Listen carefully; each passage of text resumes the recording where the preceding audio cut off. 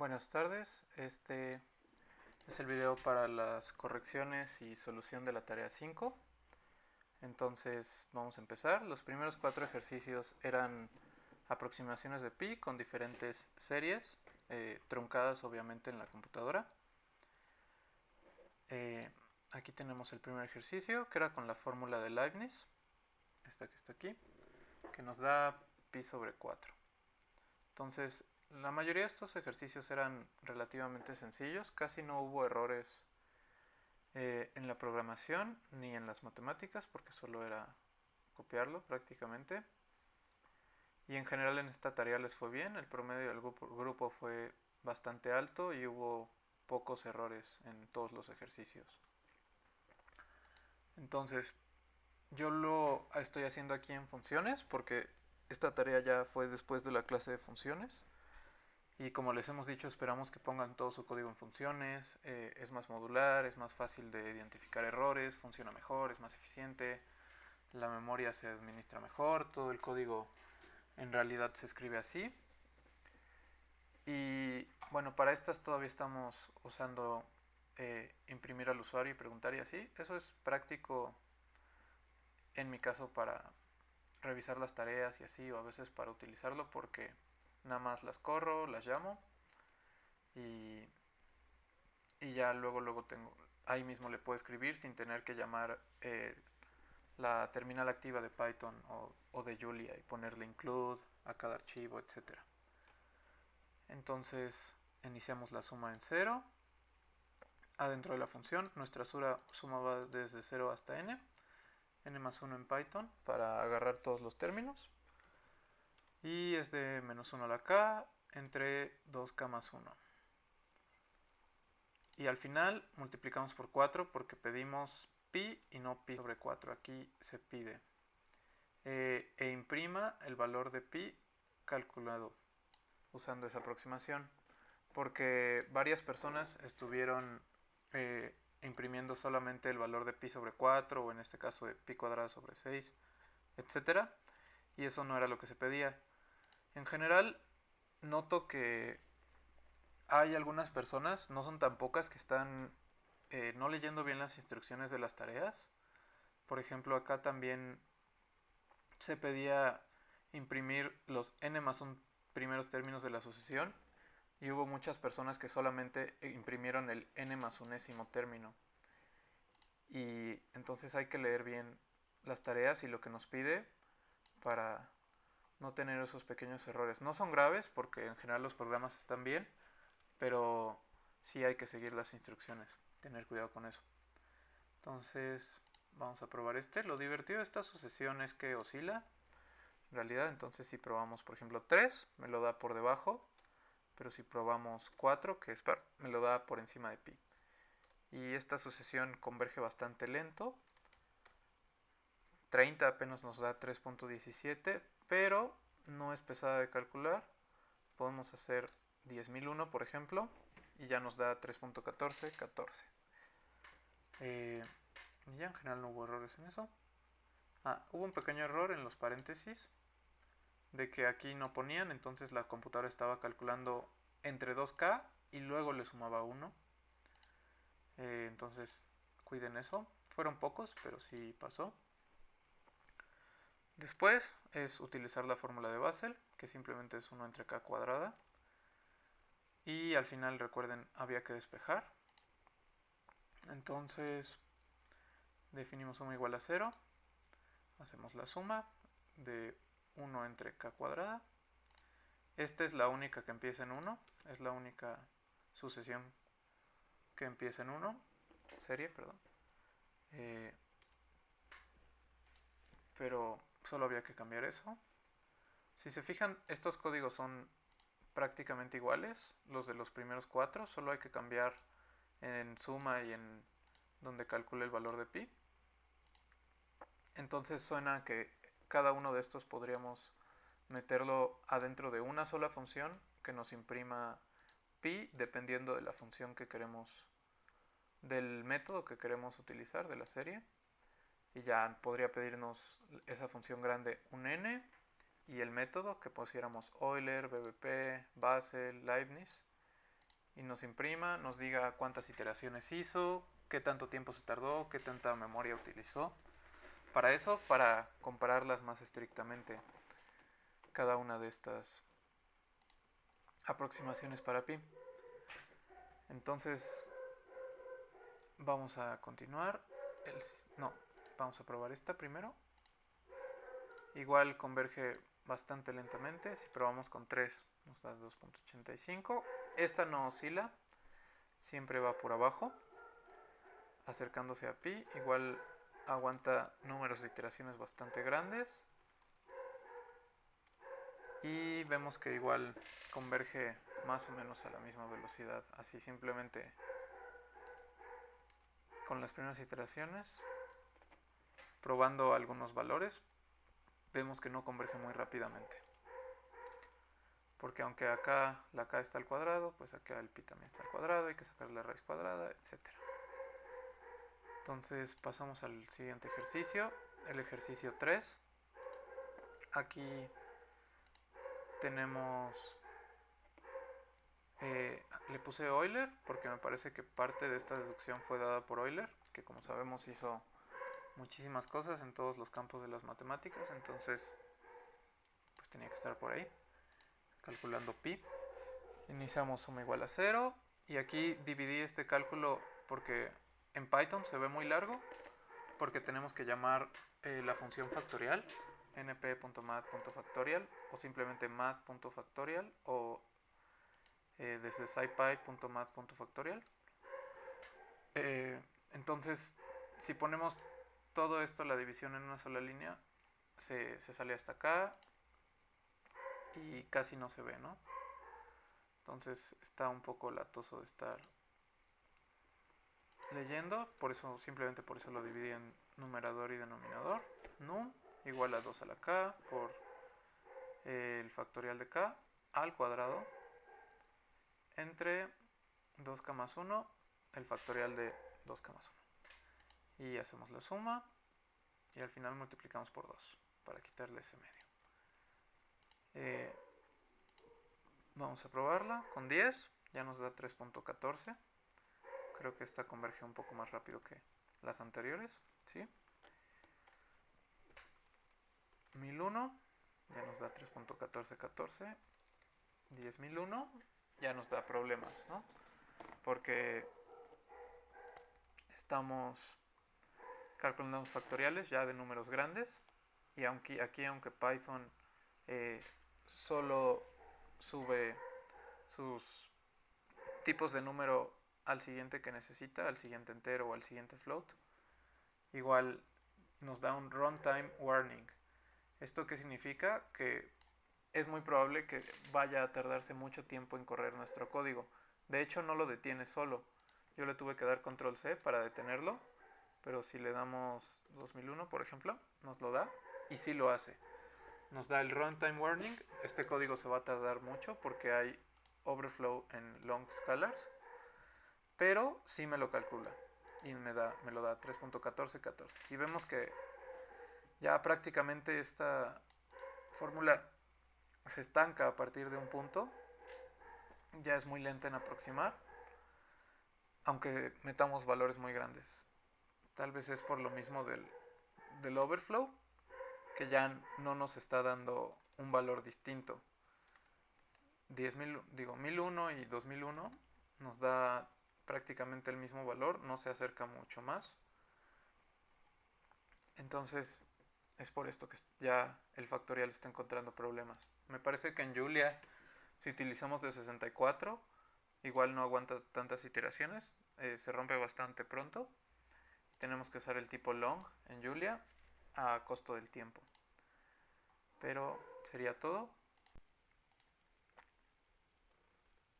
Vamos a continuar con el ejercicio 5. Los ejercicios 5, 6 y 7, igual que los anteriores, son todos parecidos entre sí. Nos pide que para una partición regular de un intervalo apliquemos una función e imprimamos las parejas del punto y la función aplicada a ese punto. Entonces, la primera, el ejercicio 5, es la función esférica de Bessel de primer tipo. Es esta que tenemos aquí. Aquí hubo una confusión que presentaron varias personas, que es que esta es una función de x, pero tiene seno y coseno. Entonces hubo varias personas que intentaron hacer alguna conversión tomando en cuenta como si la x estuviera en grados, si el input del usuario fuera en grados, para convertirlo a radianes y dárselo a las funciones seno y coseno, pero esto no da el resultado adecuado porque también tenemos la x afuera de las funciones seno y coseno. Es decir, la x de argumento de la función esférica de Bessel de primer tipo siempre tiene que estar en radianes, porque aquí tenemos x al cubo, x y x al cuadrado en los denominadores. Entonces, lo que algunas personas hicieron fue algo como lo que tenemos aquí, que esto es erróneo, que fue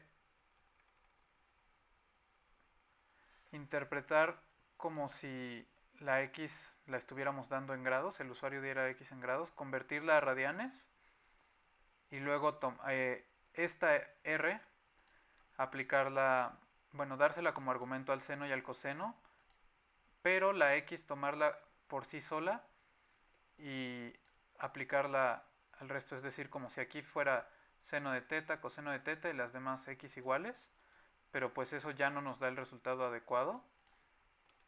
O también algunas otras personas igual hicieron esta conversión, pero esta r la aplicaron en todos lados. Es decir, como si aquí tuviéramos la x en grados elevada al cubo, la x en grados dividiendo acá, y pues no, porque los grados no los podemos usar como una variable afuera de funciones que son como el seno, el coseno, etc.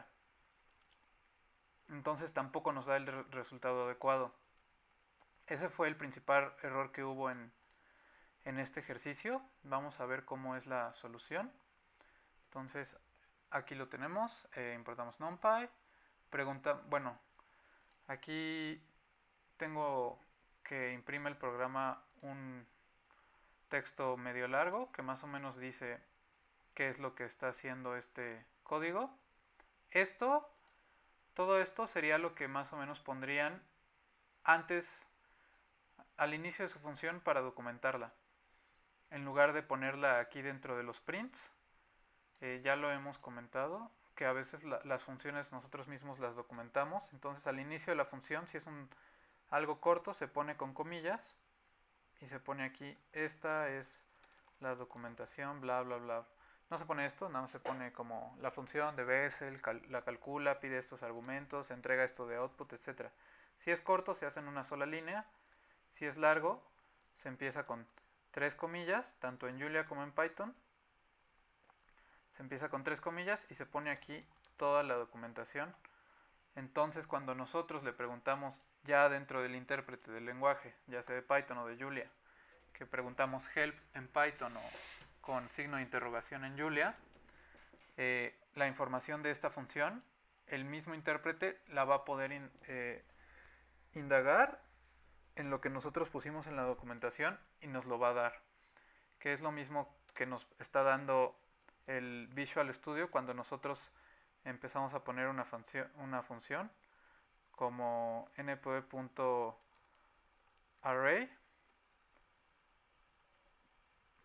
que si la ponemos aquí, el Visual Studio nos dice qué hace la función. Bueno, aquí agarré el linspace, pero aquí nos dice, esta es la documentación, y cuando lo hacemos de esta manera que les menciono, todo esto es lo que nos imprimiría al preguntarle help al intérprete de Python, o en este caso a nuestro editor de texto. Entonces preguntamos los inputs, A, B son flotantes, N es entero, creo que ya ahora no presentaron problemas con eso. De aquí convertirlos todos a enteros sí que hubiera problema. Después defino S y C como la parte que tiene seno y la parte que tiene coseno. Bueno, este es el que también le llaman el sinc. Y este sería el cosc. Seno de x sobre x. Por 15 entre x al cubo menos 6x. Y acá 15 entre x cuadrada menos 1. 6 sobre x. Entonces, aquí lo pongo de nuevo, que siempre trabajar todas estas cosas en radianes, igual que las librerías de Python o de Julia Matemática, siempre que estamos tratando con funciones así, van a estar trabajando en radianes. Si queremos dar el input en grados, lo tenemos que hacer nosotros mismos y ustedes también en sus códigos. Cuando hagan este tipo de cosas, si necesitan hacer la conversión de grados a radianes, háganlo en un fragmento de código aparte, definan estas funciones normales y en otro definan conversión a grados o algo así. Desde grados, perdón. Y entonces ya regresamos S menos C para tener esta parte menos esta parte. Definimos un linspace con A, B y N. En Julia se hace de la misma manera, puede ser con range. A como B, stop igual a B con N. Y luego aquí yo estoy usando el tipo array de NumPy. Ustedes lo hicieron de distintas maneras. La gran mayoría fueron correctas. Aquí yo simplemente lo hago así para enseñarles un poco también cómo se puede hacer. Recuerden que en Python no hay arrays de más de una dimensión o listas de más de una sola dimensión. Pero en Julia nativamente sí los puede manejar. Entonces Python lo que hace con NumPy es básicamente trabaja sobre los tipos definidos en C, porque en C sí podemos tener un array de la forma A igual a un array de 5 por 5. Así sería la sintaxis en C. Dos corchetes. NumPy también la acepta, o si no 5,5 para especificar las dimensiones o los elementos. Entonces aquí usamos este tipo array y defino parejas igual al array, que en la primera dimensión va a tener la partición, mi partición que es el linspace de A a B con n partes, y en su segunda parte va a tener otro arreglo conformado por la función bsel1 aplicada a las x en mi partición de A a B. Y finalmente ya solamente lo imprimo de 0 a n todas las parejas. Dos puntos, cuando lo uso para arrays, me está diciendo que sean todas las de esa dimensión, las de esa columna. Entonces aquí queremos todas las columnas, que en este caso solo van a ser 2, de este renglón, o al revés. Bueno, entonces vamos a probarlo. Entonces A vamos a darle 1, B 3 y N 3, para que sean poquitos, quepan aquí bien. Entonces el 1 me va a estar imprimiendo el primer renglón, primera columna 1 y su f de x, que sería 0.009, luego 2 y 0.06, luego 3, 0.15. Y vamos a probarlo con algo más complejo. Vamos a hacer, no sé, menos 1.2, 5 con 20 divisiones. Y ya, nos lo da. Notemos que el 5 y el menos 1.2 están incluidos en la partición. Hubo algunas personas que tuvieron un pequeño error al hacer las particiones por estarse peleando con el np.linspace o arrange o range, que no podían incluir ya sea el inicio o el final, o que en lugar de dar un número n de partes daban un número n más 1, n más 2, n menos 1. Entonces hay que tener cuidado cuando definamos estas cosas y fijarnos bien en cómo funciona nuestro linspace, cómo funciona el np arrange o el range. Entonces aquí de menos 1.2 nos da menos 0.15, de 5 nos da 0.22. Y ya, esa sería la implementación para la función esférica de Bessel de primer tipo. Pasamos a el ejercicio 6, que es lo mismo, la misma partición, pero con los polinomios de Hermite. La tenemos aquí. Aquí algunas personas decidieron dividir la función de polinomios de Hermite en dos funciones distintas. Yo no creo que sea necesario, creo que queda mucho mejor en una sola función, así solamente llamas una y no tienes que estar haciendo más casos. Entonces en el código importamos NumPy, imprimimos lo del usuario, preguntamos lo mismo de igual manera y definimos la función Hermite como que si es mayor o igual a 0 nos regrese esto, 128 x a la 7, 1334 x a la quinta, menos, más 3360 x al cubo, menos 680 por x. O si no, es decir, si x es negativa, nos regrese la otra parte de la expresión, esta. Entonces, de igual manera que en el anterior, definimos nuestro linspace, definimos nuestro array de parejas como la partición y en segundo lugar la función aplicada a nuestros puntos adentro de la partición y al final lo imprimimos. Vamos a probarlo con los mismos, 1, 3, 3, 1, 2, 3. Aquí lo agarré en notación científica porque al convertirlo y estar usando el NP-array convierte estas cosas a otro tipo. En realidad estoy usando de nuevo los tipos de C. Entonces a C le parece conveniente ponerlo en notación científica esto.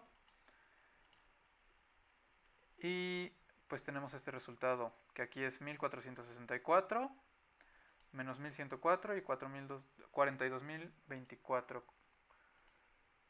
De nuevo lo podemos probar con algo más complejo, menos 1.2, menos 1.2, 5, 30 divisiones, y lo hace. ¿Sí? Entonces era básicamente lo mismo. Aquí hubo algunas personas que tuvieron error simplemente al copiar esto, que se les fue aquí un 0 o algo, pero fue mínimo, casi no hubo errores. Y por último, en el ejercicio 7, tenemos el arco cosecante hiperbólico de x, que se define como esto, logaritmo natural de 1 entre x más la raíz cuadrada de 1 entre x cuadrada más 1. Lo tenemos aquí en Python de nuevo. De nuevo el principio es igual, solo estamos cambiando el nombre de la función. Y definimos nuestra función arco cosecante. Debería haberle puesto aquí una h o algo. Y que nos regrese np.log de 1 entre x más np.raíz cuadrada de 1 entre x al cuadrado más 1. De nuevo aquí hay que tener cuidado con estos paréntesis. Y hacemos lo mismo, hacemos nuestro linspace, definimos nuestro array de parejas y lo imprimimos. Entonces lo probamos. 1, 3, 3. Nos da esto, .88, .48, .32. Y ya, esos son esta serie de 3 ejercicios que son similares. Aquí tampoco hubo muchos errores. Entonces, luego el ejercicio 8 nos pide que definimos una función recursiva para computar la sucesión acá, que la definimos así. Cuando k es igual a 0 es igual a raíz de 2. Y cuando k es mayor o igual a 1, esto es raíz de 2 más el término a k menos 1. Esta sucesión es recurrente, entonces por eso tenemos que definir una función que también sea recurrente. Y queremos que el usuario nos dé un número n y imprimir en pantalla los primeros n más 1 términos de esta sucesión. Entonces la tenemos acá, ejercicio 8. Importamos NumPy, definimos la función sucesión y definimos que si n es igual a 0, entonces nos regrese raíz cuadrada de 2. El primer caso, el caso base. Después, o si no, else if, si n es mayor o igual que 1, que nos regrese la raíz cuadrada de 2 más el término anterior de nuestra sucesión, es decir, sucesión aplicada a n-1. Y ya, esto ya es una función recursiva, porque adentro de ella, aquí tenemos sucesión de n, se está llamando a sí misma. Esa es la definición de una función recursiva. Un par de personas tuvieron un problema al definir la recursividad. Vuelvan a checar esa clase, pero la mayoría de las personas no tuvo problema. Y las personas que no definieron bien la recursión tenían el error de que su función no convergía a 2, se pasaba de 2. Entonces esta es una sucesión convergente a 2. Entonces le pedimos al usuario cuántos términos va a querer y los imprimimos. Entonces vamos a empezar, no sé, con 5 términos. Como ven, converge rápidamente a 2 y te imprime los primeros n más 1 términos. 1, 2, 3, 4, 5, 6. El primero es raíz de 2 y el último es cercano a 2. Entonces, aquí la mayoría, bueno, no la mayoría, una buena porción de ustedes tuvo error de que el programa pedía imprimir los primeros n más 1 términos de la sucesión y muchas personas imprimieron solamente el n más unésimo término. Solamente imprimían este último. Entonces, de nuevo hay que tener cuidado con las instrucciones y tratar de seguirlas lo mejor que se pueda. Y ya vemos cómo, si lo aplicamos muchas veces, a partir de como la 20ª iteración, llegamos al límite del flotante y ya prácticamente lo considera igual a 2.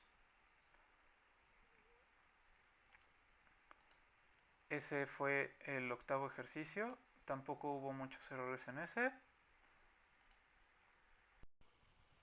Y por último vamos a tener el 9º ejercicio de la tarea. Este habla de los números hexagonales, nos los define aquí como el número de puntos en un hexágono discreto con n puntos de lado, y aquí nos muestra una figura de cómo va creciendo esta sucesión de números. Lo interesante de estos números es que cada hexágono tiene incluido en su lado derecho, en esta ocasión, al anterior. Entonces aquí es un punto que se repite aquí. Aquí tenemos un hexágono de 3 puntos por lado, que aquí tiene anidado al hexágono de 2 puntos por lado y al punto, y así sucesivamente. Entonces lo que necesitamos es encontrar la fórmula recursiva para contar el total de estos puntos. Entonces vemos que h de 1 es 1, h de 2 es 6, h de 3 es 15, h de 4 es 28, y debemos deducir cuál es la fórmula para poder calcular el resto. Y que sea recursiva, que se refiera al término anterior de la sucesión. Y pues aplicar esto a un programa. Este era el ejercicio más divertido, por decirlo así. Era en el que tenían que pensar un poquito más, tal vez hacer un poco de cálculos para que le saliera bien. Entonces tenemos que la primera sucesión es 1, 6, 15, 28. ¿Y cómo empezamos a analizar este tipo de cosas? Pues lo más fácil primero es ver la diferencia entre estos. Entonces esto nos va a dar otra sucesión que va a ser la diferencia entre cada uno de los siguientes números. Entonces, entre 1 y 6 tenemos 5, entre 6 y 15 tenemos 9, y entre 15 y 28 tenemos 13, ¿no? Y pues ya de aquí se ve un poco más obvio que entre cada uno de estos números la diferencia es simplemente 4. Entonces, entre 5 y 9 hay 4, entre 9 y 13 hay 4. Entonces, ahora hay que empezar a preguntarnos cómo podemos plantear esto en términos de una fórmula para poder calcular el enésimo término hexagonal. Entonces, pues para empezar, podemos ver que muy obviamente o claramente vamos a necesitar poner un 4 ahí de alguna manera, porque es lo que se va aumentando en cada una de las diferencias. Entonces lo que yo hice fue después pensar cómo seguiría esta sucesión si le aumentáramos otro 4. Entonces, pues si a 13 le sumamos 4, serían 17, ¿no? Entonces 28 más 17 serían 45.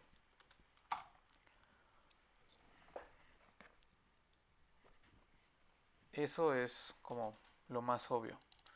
Luego, igual tratando de verlo en términos de una sucesión, yo lo que hice fue pensar en una sucesión B, que sería la inicial, la de 1, 6, 15, y ver que esta sucesión B la puedo ver como el término anterior, el término Bn-1, más un término AN, más un término AN. Este término sería el de la segunda sucesión, 5, 9, 13. Y entonces, ¿cómo calcular este AN? Podemos ver que el AN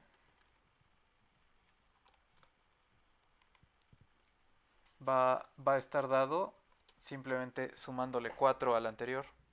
Entonces, el AN va a ser igual al AN-1 más 4, ¿no?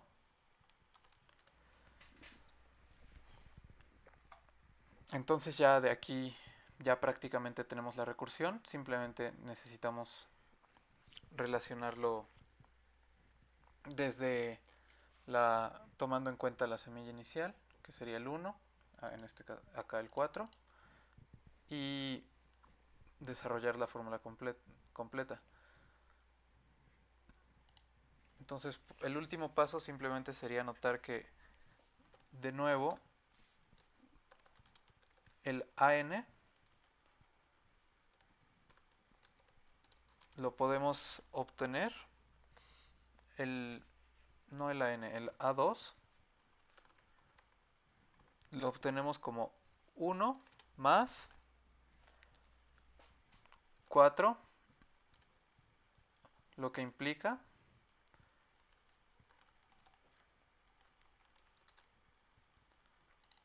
para el otro lado, lo que implica que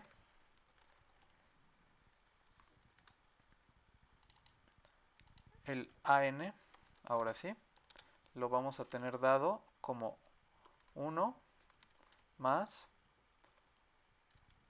n veces 4, o 4n, más n por 4. Y pues ya prácticamente de ahí podemos saber todo. Ya solo necesitamos sustituir este AN en la primera expresión que puse para el BN. Entonces podemos ver que el BN, que en nuestro caso ya va a ser el número hexagonal, es decir, el HN, va a ser igual al H n-1 más 1 más, aquí en este caso el n sería n-1,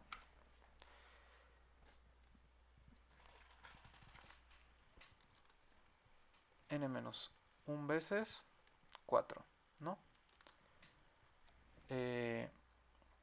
Entonces el H1 es 1, el H2 va a ser 1 más 4 por 1 solamente, más 1, es decir, 5. Entonces creo que funciona. Entonces ya H2 igual a 1 más 1 más 4, que es igual a 6. Que como vemos aquí, sí es el número que deseamos. Y pues ya, solo para hacer uno más.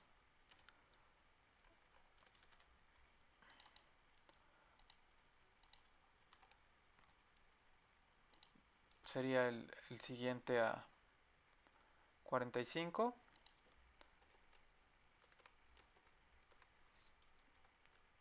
Bueno, mejor vamos a verlo de una vez en el programa. Pero pues es fácil convencerse de que esta fórmula nos va a dar el HN. Simplemente hay que probarlo. Entonces aquí tenemos ya el programa. Importamos NumPy y definimos la función hexagonal de n, que toma n como argumento, donde le decimos que si n es igual a 1, nos regrese el mismo 1, o else if, si n es mayor que 1, entonces nos regrese 1 más n-1 por 4. Aquí este paréntesis solo lo pongo como para aclarar que este es el término que le vamos a estar agregando, el que no recursivo, más la parte recursiva hexagonal de n-1, para que se llame a sí misma la función. También era equivalente poner 4n-3. Si despejamos aquí vemos que podemos poner, aquí se distribuye 4 menos 4 y aquí 4n, entonces 4n-3. Entonces, y ya simplemente nos lo imprime, lo llama y lo imprime. Entonces vamos a ver si funciona. De 1 me da 1, de 2 me da 6, de 3, ahí leyó 33, de 3 me da 15, va bien. De 4 me da 28, así es. De 5 me da 45, que era lo que habíamos visto acá, siguiendo la misma sucesión. Y pues ya así podemos calcular cualquier número hexagonal. De 10 es 190, etcétera, etcétera, etcétera. De 300 es 179.700. Y pues ya ese fue el último ejercicio de la tarea. Aquí los errores que hubo fueron prácticamente solo en la deducción matemática, que las fórmulas que dedujeron eran incorrectas. Sí deducían bien, por lo general, los primeros 4 que estaban aquí, pero luego ya se pasaban a saltar otro. Entonces pues lo más útil era ya sea hacer los dibujitos si les ayuda a visualizarlo mejor, y también hacer esto de las sucesiones, ver cuál es la primera sucesión, cuál es la sucesión que está delimitando a esa y cuál es la sucesión que está delimitando a esa, y ya como vemos que esta es constante, cómo relacionar ese término constante para poder sacar la fórmula recursiva final. Acuérdense de eso porque en realidad lo van a usar mucho después en algunas clases de física. Y ya sería todo. Cualquier duda, comentario, corrección de sus calificaciones o que no sepan por qué sacaron, cualquier cosa escríbanme, pónganla como comentario en el Classroom y buenas noches.